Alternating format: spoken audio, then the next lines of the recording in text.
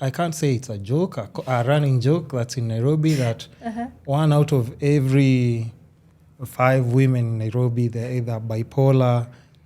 They're either bisexual or bipolar. I don't know if you've heard that joke. So, but, and a lot of women that I know, like they're constantly on therapy, and even some are on like antidepressants.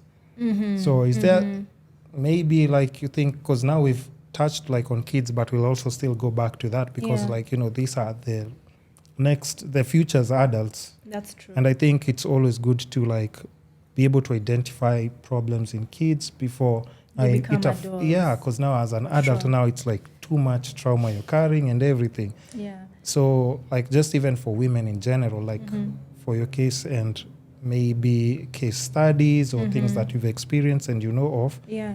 Like why do you think now we have a lot of women here who are going through a lot of mental health therapy? challenges. If you've seen like all my female guests are 80% they're in therapy. Yeah. Which is amazing, first of all. Yeah, it's a good thing. And I also go for therapy, just to say. Oh, you also?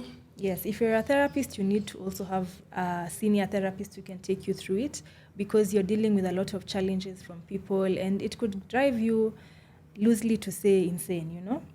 True. Yeah, because if you're listening to someone who came with a rape case, someone who came with a parent who is so neglectful, they came with other case, I mean, listening to all that and not being able to have an outlet can cause a lot of mental health challenges on myself. So it's important. The other thing why I said it's good is because now I don't want to sound like a feminist, but let me just say it how I feel it is. So women go through a lot of challenges in terms of what is expected of them from society. But the problem that comes in is when the expectations exceed the woman's ability to not cave into the pressure. I think a lot of women cave into the pressure placed on them by society, and that's what causes a lot of mental health challenges. So even on my side, I've met women who are like, I have a lot of pressure to get married by this age, to get a child by this age, to have a career by this age, to have a home by this age. I'm an independent woman. I need to get this in order. I'm like, our women really supposed to be like that, you know? Yeah. So for me, there is what the women are really caving into pressure, and we weren't meant to be like that. I have this very strong belief that women were meant to have a very simple life where they're either nurturing themselves, their children, their life, they're nurturing their husbands, they're nurturing whatever they come into contact with. And so I feel a lot of women are going against that, and it's causing them a lot of mental, you know, it's what's it called? Conflict in their mind, you know? Yeah.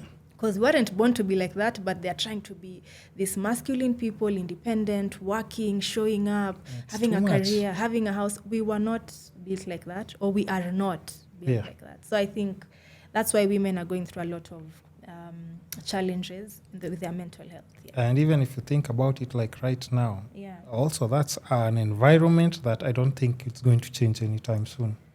Again, unfortunately.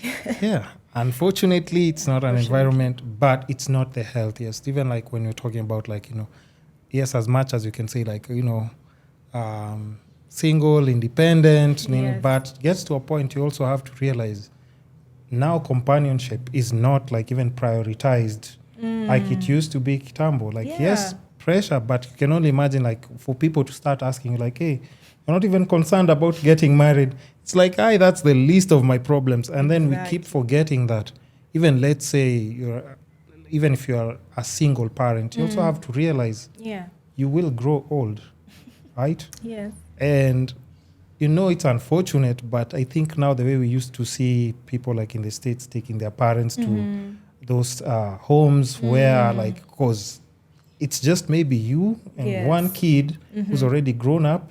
They may be married, and if you don't have like 6 kids, there's no one to take care there's nobody to take care of you, and you'll be, first of all, overwhelming this one kid who's also like now trying to just go through their adulthood.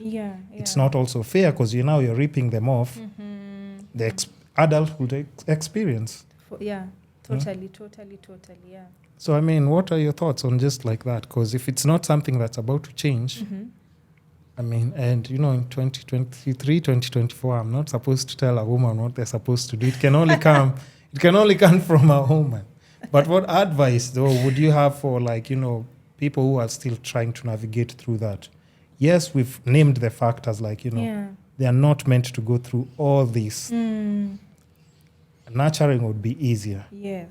But what would you tell then women who are actually now trying to grind? Strong black independent women. Yeah. Like, what would be your advice for them, though?